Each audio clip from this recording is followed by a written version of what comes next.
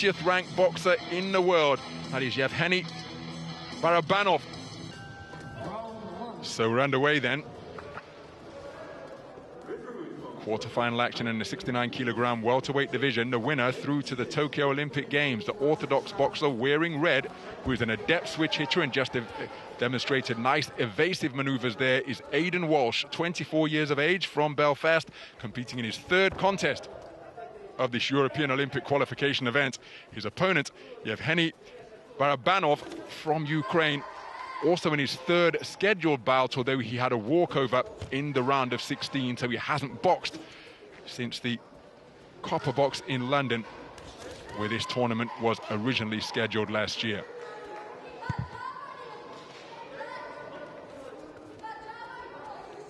Neither man managed to establish their dominance yet.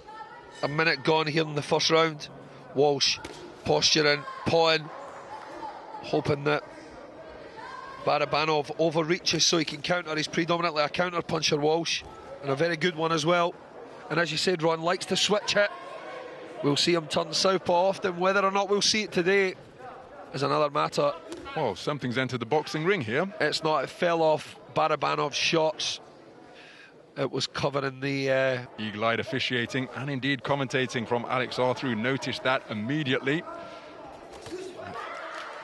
Left hand not too far away from Barabanov. Walsh trying to tempt and lure his man in so he can score with that counter, but look at the front feet tangling between the southpaw and orthodox boxer. Good counter there from Walsh. Timed that right hand very well.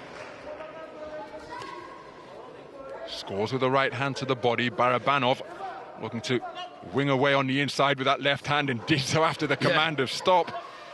Takes a clip and left hand round the ear. Beautiful pecking right hand once again from Walsh, not loading up on it at all, but just straightening it out. Got himself trapped on the ropes, but managed to tie his man up and then spin his way off the strands. Yeah, doesn't look like he wants to trade inside with Barabanov. Beautiful counter right hand once again. Made the man fall short and then made him pay by just extending that seemingly retractable right arm.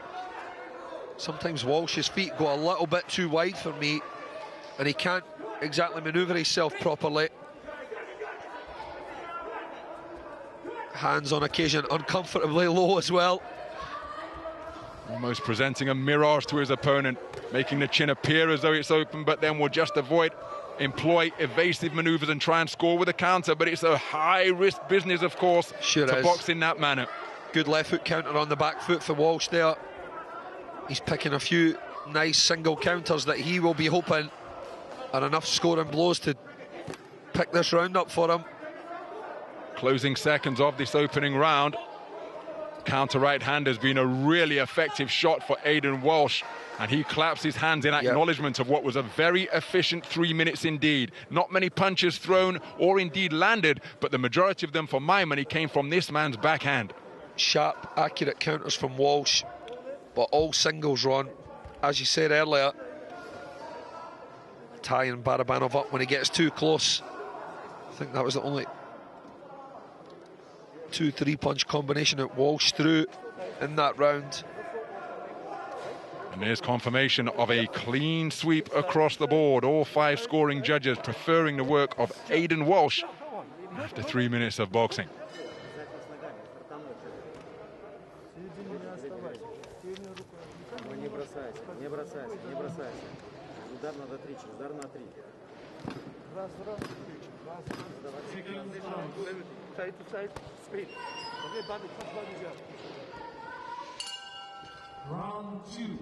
So into the second round then. It's been a long wait for Evgeny Barabanov to get his tournament underway. Éidan Uolsch with the benefit of a round of 16 contest under his belt. And he started this contest more effectively. Barabanov trying to quicken the tempo and get to work on the inside with that southpaw left uppercut. Walsh ties him up, and once again on the command of break, Barabanov swinging away with that backhand. Clipped round the ear again, Walsh was.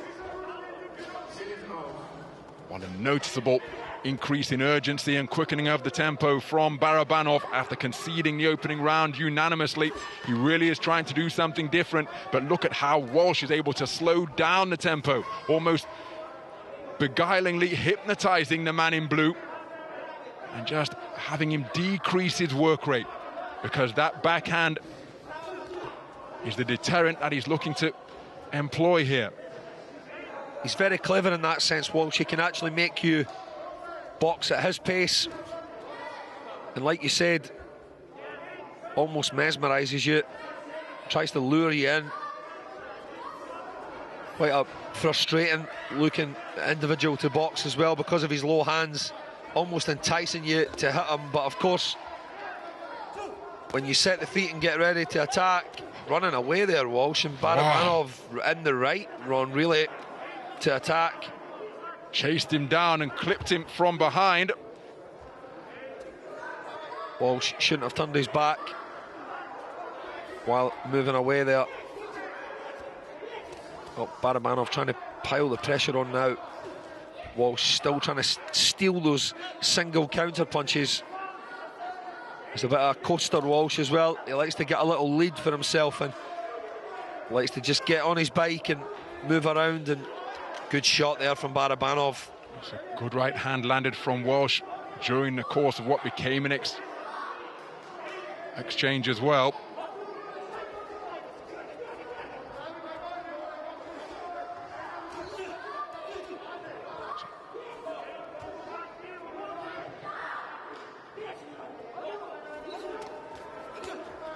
Counter right hand from Walsh was blocked by the left glove, and this is really physical on the inside now.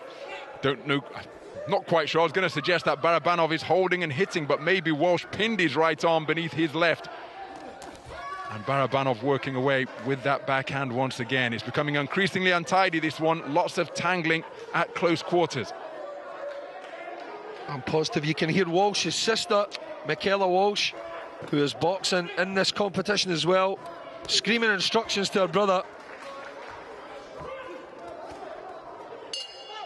Plenty of industry in the closing stages from Evgeny Barabanov.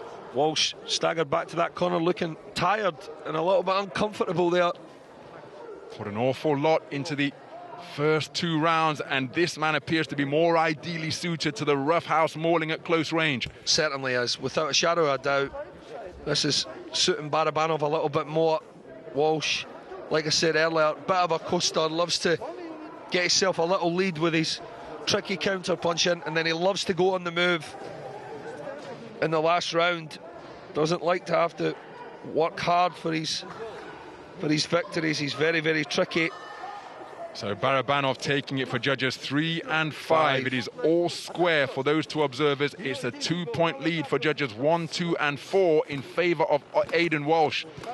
So this man needs a massive final round now, because even though he's tied it up for 2 judges, if he wins again for those 2, even for the others, but 10-9, it's not going to be enough.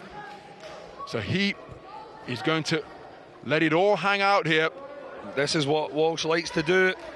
Exactly what he's doing here, Ron. What I predicted he would do. On his bike now. Yeah.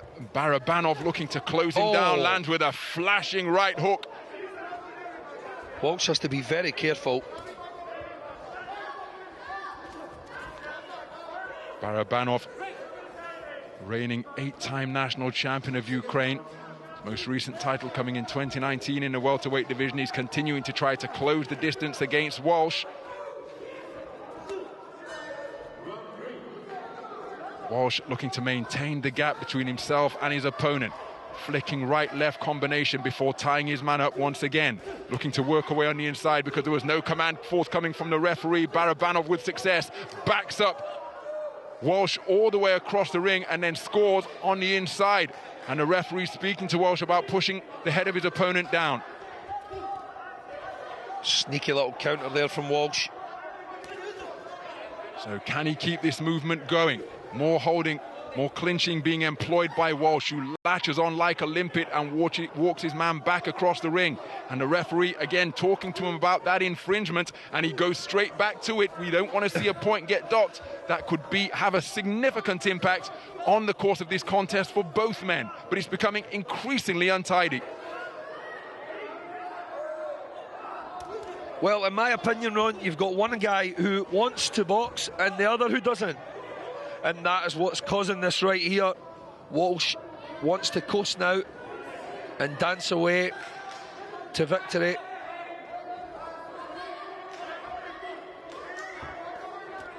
So again, Walsh up on his toes.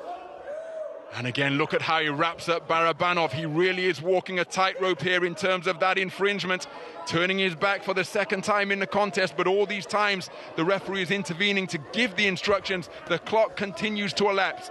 And the clock is on the side of Aidan Walsh. Barabanov looking to get busy on the inside. Nice right uppercut landed by the man in red. Looks for a bolo to the body of the man in blue, and that brought about a reaction. Barabanov is saying it's low, and that has really affected the man in blue. Yep, looks really uncomfortable there. Good body shot there from Walsh. Barabanov working away with both hands, trying to look that little bit busier. But it's became a pretty scrappy contest now. Walsh looks exhausted. Good right uppercut there from Walsh. And now it's Barabanov performing a pirouette to turn his back on his opponent. Both boxers are really feeling the effects of this contest now. Burst of punches to the body from the man in blue. Walsh pushing down on the head of his opponent. A really physical third and final round. Didn't make for a necessarily tidy affair, but one suspects it's going to be this man, or the man in the other corner, in the red corner, Aidan Walsh, given the context of the bout going into the third and final round. Looks as though he may well have done enough, because he led 20 points to 18 for 3 of the 5 scoring judges. The other 2 had it all square at 19 points apiece. And Barabanov giving it absolutely everything, but didn't produce the dominant round that he needed to overturn that 2-point deficit for 3 of the 5 observers. Here's the official verdict. Could well be split. The winner on points by split decision. In the red corner. And there is confirmation of a split decision victory for Aidan Walsh. He goes through to his first Olympic Games after an incredibly hard-fought affair against Evgeny Barabanov of